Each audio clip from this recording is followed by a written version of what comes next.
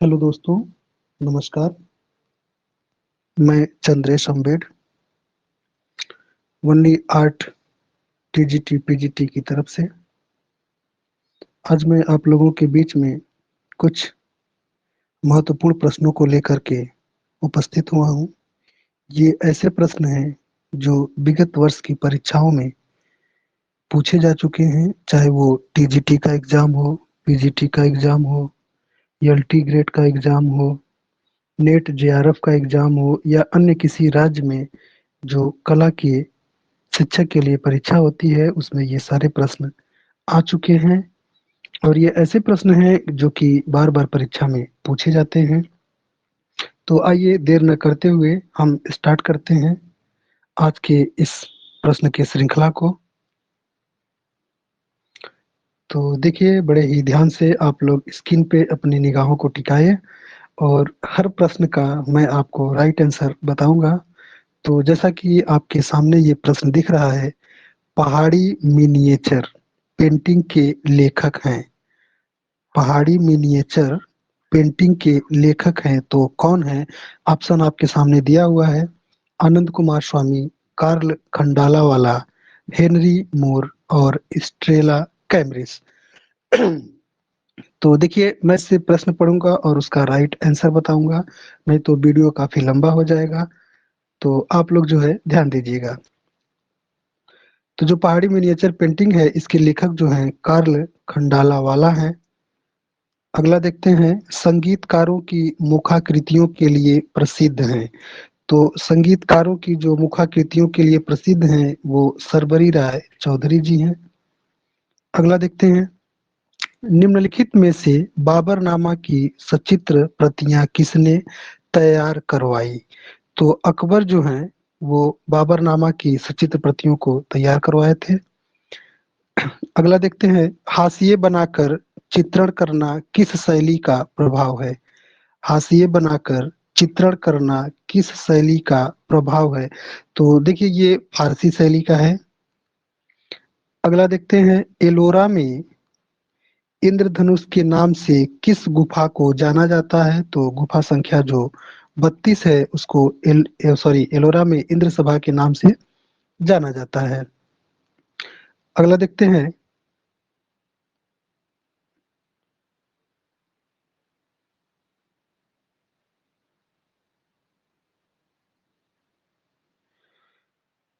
Flippo Tommaso मारिनेती कौन था? तो आपको बताना है कि जो फिलिप्पो टोमासो मारिनेती हैं ये कौन है?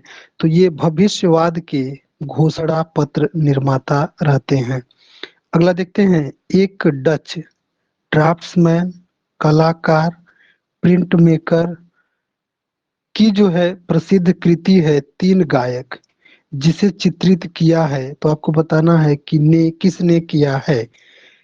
एक डच है जो ड्राफ्ट्समैन है, कलाकार हैं, प्रिंट मेकर हैं, उनकी एक प्रसिद्ध कृति है तीन गायक। तो इसको इन्होंने चित्रित किया है, वो कौन है ये आपको बताना है। तो देखिए, जो रेम्ब्रा है, रेम्ब्रा रेम्ब्रा की ये प्रसिद्ध कृति है तीन गायक।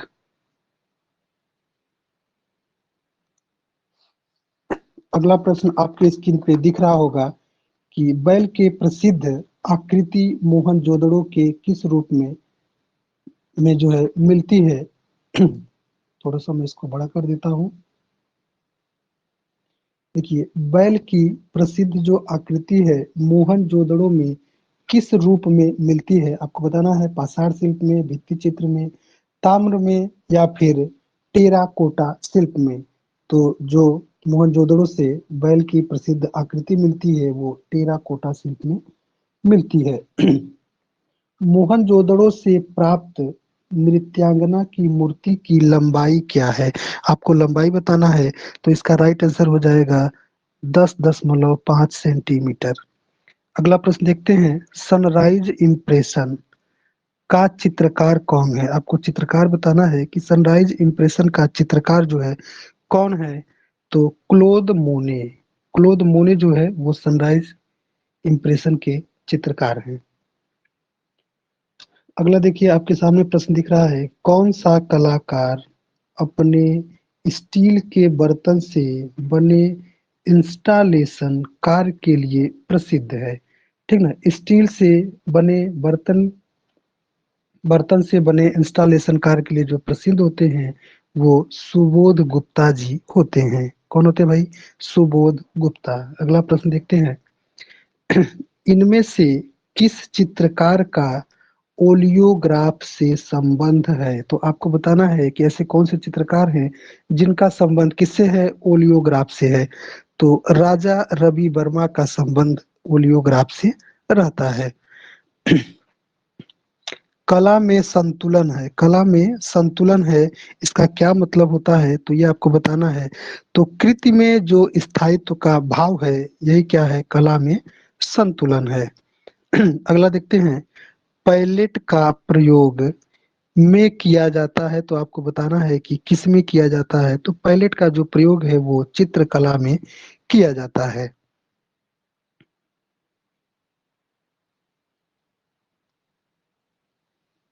अगला प्रश्न देखते हैं कि गवर government school of art Calcutta की स्थापना किस वर्ष में हुई थी? तो आपको वर्ष बताना है कि government school of art Calcutta की स्थापना किस वर्ष में हुई थी? तो इसका जो राइट आंसर हो जाएगा वो 1864 हो जाएगा।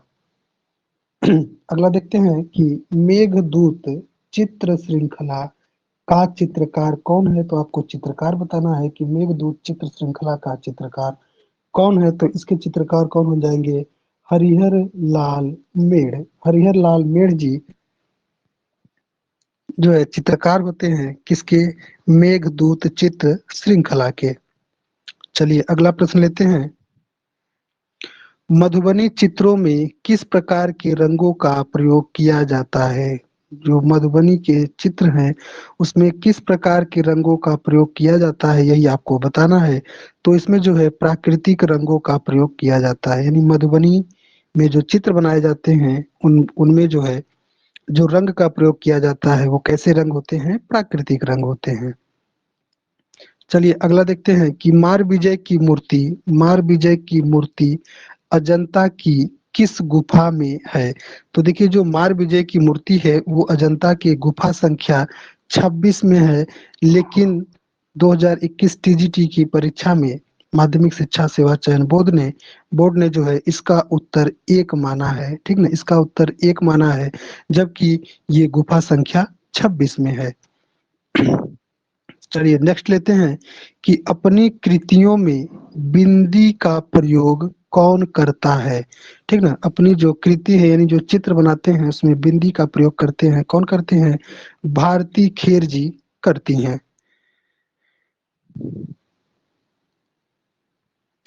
अगला प्रश्न देखते हैं कि आयल कलर में बाइंडर की तरह प्रयोग किया जाता है।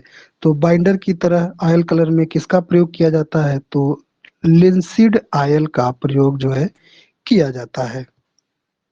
अगला देखते हैं कि बांग्लादेश का जन्म शीर्षक चित्र द्वारा बनाया गया, यानी बांग्लादेश का जो जन्म शीर्षक चित्र है, बांग्लादेश का जन्म नामक जो चित्र है ये किसके द्वारा बनाया गया है, यही आपको बताना है। तो जिसका राइट आंसर क्या हो जाएगा? के हैबर।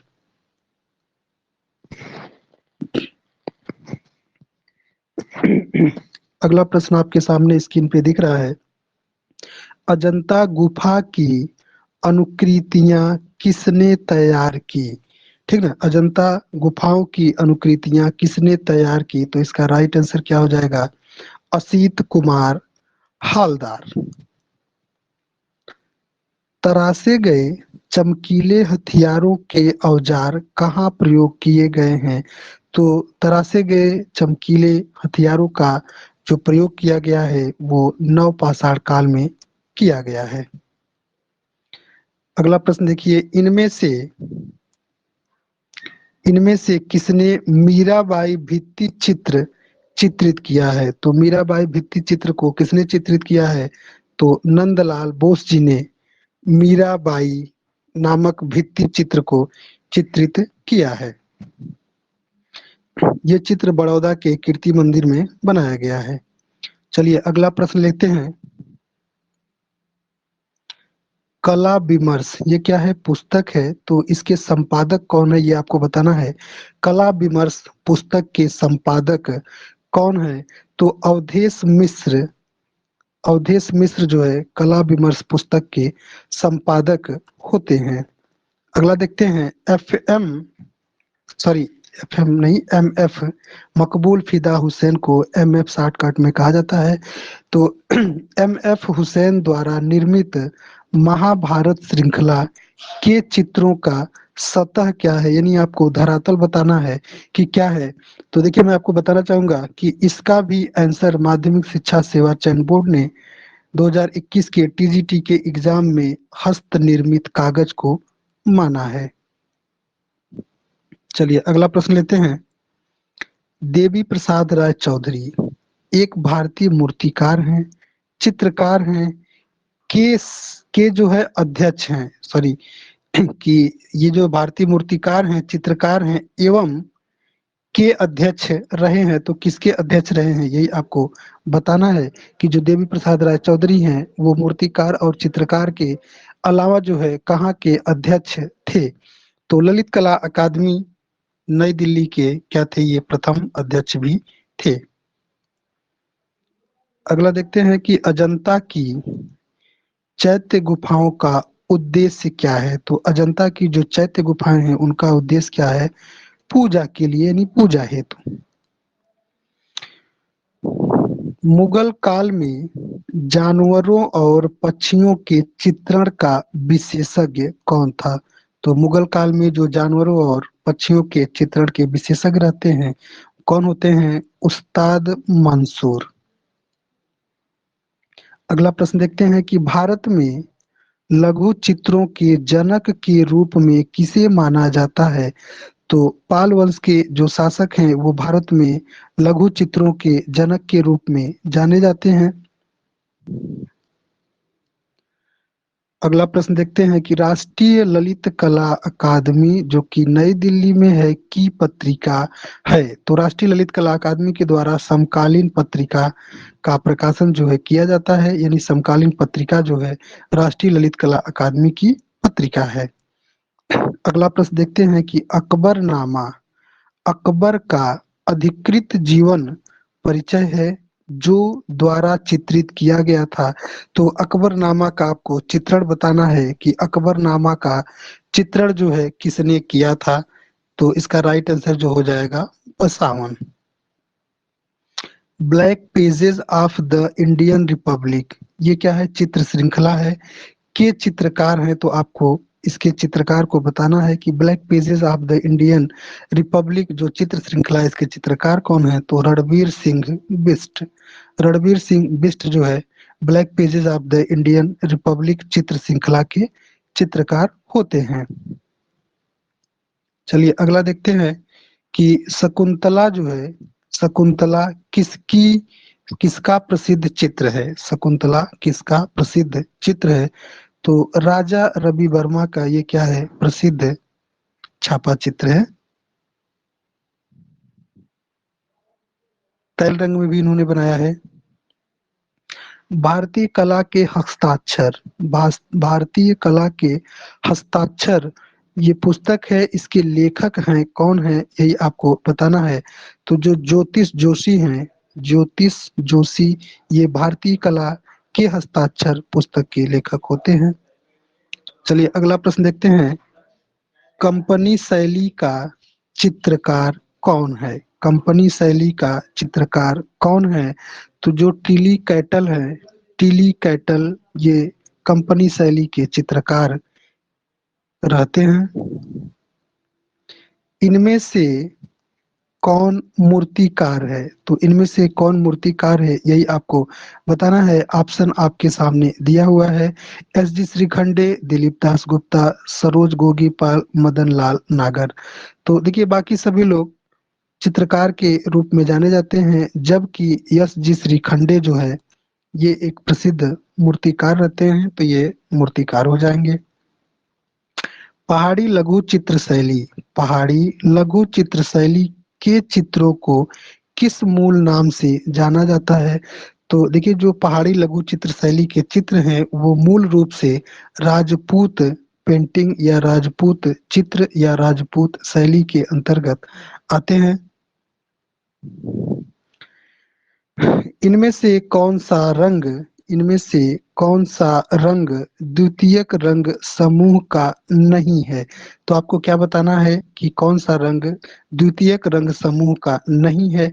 तो देखिए आप लाल पीला और नीला, लाल पीला और नीला ये जो है प्रथम होते हैं, जबकि नारंगी बैंगनी और हरा किसके होते हैं? द्वितीयक होते हैं। तो आपको बताना है कि कौन सा द्वितीयक नहीं है। तो इसका राइट आंसर क्या हो जाएगा? पीला हो जाएगा। चलिए अगले प्रश्न पे चलते हैं।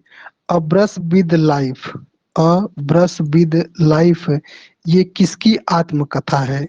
तो ये जो है सतीश गुजराल जी की क्या है? आत्मकथा है।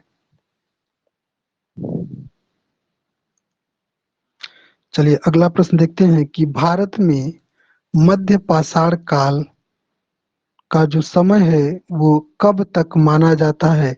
तो भारत में मध्य पाषाण काल का समय या काल जो है कब तक माना जाता है? तो 6000 ईसा पूर्व तक जो है भारत में मध्य पाषाण काल का समय माना जाता है। 1730 में रचित गीत गोविंद के साथ ही क्या होता है? उद्भव को माना जाता है। तो किसके उद्भव को माना जाता है? तो गीत गोविंद जो कि 1730 में इसकी रचना हुई थी, इसी के साथ बसोहली शैली के उद्भव को माना जाता है। पाल शैली के अंतर्गत चित्रित होने वाला ग्रंथ कौन सा है? इनमें से आपको बताना है कि कौन सा ग्रंथ है जो पाल शैली के अंतर्गत चित्रित किया गया है। तो अष्ट सहस्त्रिक प्रज्ञा पारमिता ये जो है पाल शैली के अंतर्गत चित्रित होने वाला ग्रंथ है या पुस्तक है। एलोरा की गुफाएं किसने बनवाई? एलोरा की गुफाएं जो है किसने बनवाई? तो एलोरा की गुफाओं को राष्ट्रकूट शासकों ने बनवाया था। चलिए अगला देखते हैं। किस कलाकार ने भारत माता नामक चित्र सृजित किया? यानी भारत माता नाम का जो चित्र है वो किसने बनाया है? तो अवनींद्रनाथ टैगोर जी ने बनाया है। चलिए अगला प्रश्न देखते हैं कि न्यूटन ने प्रकाश के 7 रंगों का वैज्ञानिक चक्र प्रस्तुत किया। तो आपको बताना है कि कब किया। ठीक ना, आगे डेट लिखा हुआ है, सन लिखा हुआ है, तो आपको सन बताना है कि न्यूटन ने प्रकाश के 7 रंगों का वैज्ञानिक चक्र प्रस्तुत किया। तो कब किया? तो 1660 ईस्वी में न्यूटन ने क्या किया था कि 7 रंगों का जो है इन्होंने चक्र प्रस्तुत किया था। कौन से रंग? प्रकाश के 7 रंग। चलिए अगले प्रश्न को लेते हैं कि चित्रकार मनोहर चित्रकार मनोहर किस लघु चित्र शैली के चित्रकार हैं? तो आपको बताना है कि जो मनोहर नामक चित्रकार हैं ये किस शैली के चित्रकार हैं। तो मनोहर देखिए मेवाड़ के चित्रकार होते हैं, मेवाड़ शैली के चित्रकार होते हैं। समकालीन चित्रकला समकालीन चित्रकला हुसैन के बहाने, ठीक ना, समकालीन भारतीय चित्रकला हुसैन के बहाने के लेखक हैं। तो आपको बताना है कि इसके लेखक कौन है, किसके? समकालीन भारतीय चित्रकला हुसैन के बहाने का। तो अशोक भौमिक के द्वारा जो है समकालीन भारतीय चित्रकला यानी हुसैन के बहाने के लेखक ये हैं। सारनाथ स्तंभ में बने 4 पशुओं के नाम बताइए। सारनाथ स्तंभ में बने 4 पशुओं के नाम बताएं। तो देखिए जो लोग टीचमेंट पे हमारी पेड क्लास करते हैं उन लोगों को मैंने ट्रिक के माध्यम से अभी तक जो भी प्रश्न मैं आपके बीच में प्रस्तुत कर रहा हूँ, चाहे वो प्रागैतिहासिक काल से हो, चाहे वो किसी गुफाओं से हो, चाहे वो किसी शासक वंश या शैली का चित्र हो, चित्रकार हो, उन सब का मैंने ट्रिक आप लोगों को दिया है, जहां से आप बड़े ही आसानी से सभी प्रश्नों का उत्तर सही सही दे सकते हैं। तो देखिए मैंने आपको सारनाथ स्तंभ में बने जो 4 पशु हैं उनके लिए भी ट्रिक बताया था। क्या बताया था? एच HOLE, ठीक ना, HOLE। किसी भी स्तंभ को गाड़ने के लिए आपको क्या करना पड़ेगा, होल करना पड़ेगा, फिर वहां आप स्तंभ जो है गाड़ेंगे, उसमें लगाएंगे। तो यही क्या है, हमारी ट्रिक थी। H से आपका हो जाएगा हार्स, O से हो जाएगा आपका ऑक्स, ऑक्स मीन्स बैल, हार्स मीन्स घोड़ा, L से क्या हो जाएगा लायन, लायन माने शेर, और ई से आपका क्या हो जाएगा एलिफेंट, एलिफेंट मीन्स हाथी। तो अब देखिए कि किस किस ऑप्शन में क्या क्या मिलता है। जैसे घोड़ा, गाय, शेर और वृष, तो इसमें गाय तो कहीं है नहीं, तो ये ऑप्शन आपका होगा नहीं। दूसरा देखते हैं गज मतलब हाथी, और ये भालू, शेर और ऊंट आ रहा है, तो हमारे ट्रिक में शेर और ऊंट भी नहीं है, तो ये भी नहीं होगा। फिर देखते हैं वृषभ, गज, घोड़ा और शेर। वृषभ मतलब बैल होता है, ठीक ना, गज मतलब हाथी होता है, और घोड़ा तो घोड़ा होता है, शेर तो शेर होता है। तो ये ट्रिक हमारी जो है देखिए यहाँ काम कर गई, और इससे आप राइट आंसर को देख सकते हैं कि वृषभ, गज, घोड़ा और हाथी जो है, सॉरी, घोड़ा और शेर, ये चार पशु जो है सारनाथ स्तंभ पे बनाए गए हैं। अच्छा, अगर इनका क्रम आपसे पूछ ले कि किस क्रम में इनको जो है सेट किया गया है, तो इसके लिए भी मैंने आपको ट्रिक दिया था, BHEL, ठीक ना। जब आप लोग सारनाथ घूमने जाएंगे, ठीक ना, सारनाथ घूमने जाएंगे, वहां जो है स्तंभ वगैरह घूमेंगे, तो वहां पे भेलपुरी आपको खाने के लिए मिलेगा, ठीक ना। लोग भेलपुरी जो है बेचते हैं, तो लोग खरीद के खाते रहते हैं, घूमते रहते हैं, तो यही भेल आप देख लीजिए। तो बी से वृषभ, H से हॉर्स यानी घोड़ा, ई से एलिफेंट, और एल से लायन, ठीक ना। तो यही चार पशुओं का क्रम है, और बाकी चाहे आप होल से याद रखें तो चार पशुओं को देख सकते हैं, और वेल से देखेंगे तो उनके क्रम को देख सकते हैं। चलिए अगला प्रश्न लेते हैं। पिकासो की कौन सी पेंटिंग भारतीय डाक टिकट पर छपी? तो पिकासो की कौन सी पेंटिंग है जो भारतीय डाक टिकट पर छपी थी? तो पिकासो की तीन संगीतज्ञ नामक जो पेंटिंग है, वो भारतीय डाक टिकट पर छापी गई है। चलिए अगला देखते हैं कि हुलास लाल किस शैली का प्रसिद्ध चित्रकार था?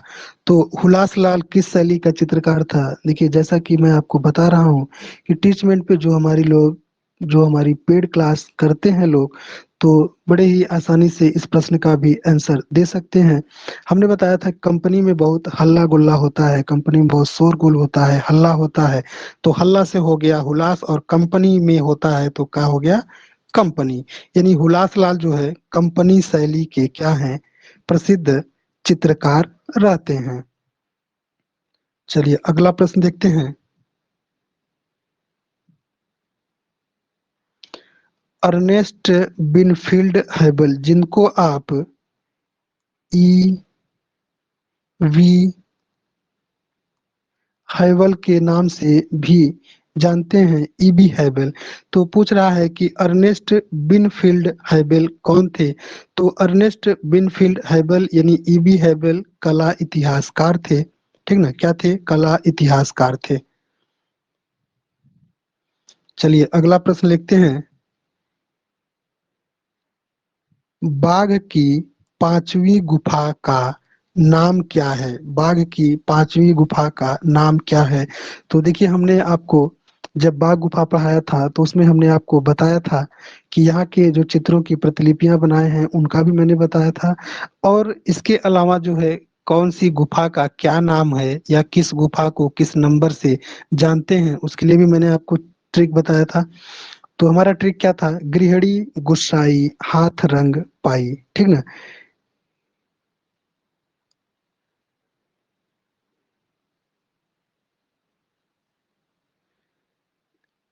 गृहणी, गुस्साई, हाथ रंग पाई।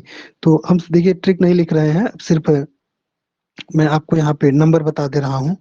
तो जैसे एक, दो, तीन, चार और पाँच, ये पांच है। तो ये गृहणी यानी गृहणी गुफा, दूसरा गुस्साई गुफा, तीसरा हाथी खाना, चौथा रंगमहल, और पांचवा जो है पाठशाला। तो यहाँ पे पांचवी गुफा आपसे पूछ रहा है, तो इसका क्या आंसर हो जाएगा, पाठशाला, गृहणी, गुस्साई, हाथ रंग पाई। समझ जाएंगे आप लोग। चलिए कोई बात नहीं, मैं किसी वीडियो में आप लोगों को ट्रिक भी बताऊंगा, लेकिन आज मैं आपको बता दूं कि मेरे द्वारा विगत वर्षों में जो प्रश्न पूछे गए हैं और जो ऐसे प्रश्न हैं कि अगर आप एनालिसिस करके देखेंगे तो 10 सालों तक के जो है प्रश्न पत्र में, चाहे वो टीजीटी हो, चाहे वो पीजीटी हो, या कला से संबंधित अन्य कोई परीक्षा हो, हाँ, तो वहां पे ये सारे प्रश्न बार बार पूछे जाते हैं। और अगर आपने अच्छे से 10 सालों तक का विगत किसी भी परीक्षा का पेपर आप देख लीजिए, और अगर आप टीजीटी पीजीटी का एग्जाम दे रहे हैं तो आप 10 सालों तक का दोनों पेपर टीजीटी और पीजीटी को जरूर पढ़ें, अच्छे से पढ़ें। यहाँ से बहुत सारे प्रश्न जो 1-2 साल के अंतराल पे या लगातार, या कोई प्रश्न टीजीटी में पूछा गया है तो पीजीटी में पूछ लिया जाता है, कोई पीजीटी में पूछा गया है तो टीजीटी में पूछ लिया जाता है। ठीक ना। और इससे आपको दो चीज फायदा होगा, एक तो आप जो है डायरेक्ट प्रश्न को जान जाएंगे, और दूसरा उन प्रश्न में जो भी चित्रकार, चित्र, शैली, शासक या कला से संबंधित कोई भी प्रश्न बनता है तो आप उस टॉपिक को जान जाएंगे, और उस टॉपिक से आपको ये बात समझ में आएगी कि ये टॉपिक इम्पोर्टेंट है और यहाँ से परीक्षा में प्रश्न जरूर बनाए जाते हैं। तो ये सब जो है आपको बेनिफिट होगा। तो आप जो है विगत वर्षों का प्रश्न जरूर देखें, और मैं आपके बीच में जो प्रश्न लेके आया हूँ ये 2021 टीजीटी का प्रश्न है, और ये सिलसिला मैं आपको आगे तक करवाऊंगा। मैं इसके बाद पीजीटी करवाऊंगा, फिर मैं आपको टीजीटी 16 करवाऊंगा। इस तरीके से मैं सारे जो पेपर हुए हैं सबका मैं आपको क्वेश्चन कराऊंगा।